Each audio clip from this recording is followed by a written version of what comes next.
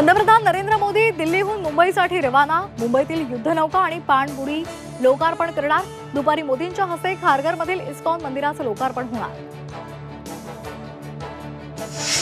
वाल्मिक कराडवर मकोका। संतोष देशमुखांच्या हत्येप्रकरणी वाल्मिकवर खुनाचा गुन्हा।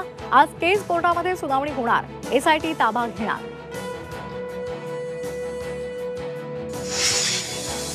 वाल्मिक कराडच्या समर्थकांचं आज परळी बंदचं आवाहन। कारवाईच्या विरोधात समर्थक आक्रमक।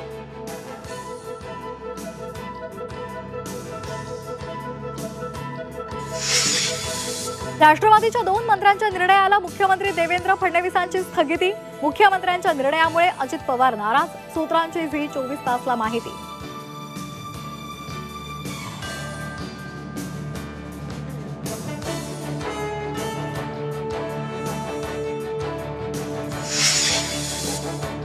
बेस्ट कर्मचारी आज मंत्रालयावर धडकणार। बेस्ट कामगार संघटना विविध मागण्यांसाठी आक्रमक।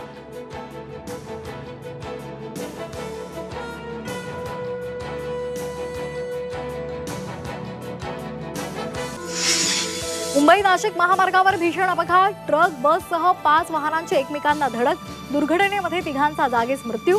मुंबई नाशिक महामार्गावर मोठी वाहतूक कोंडी।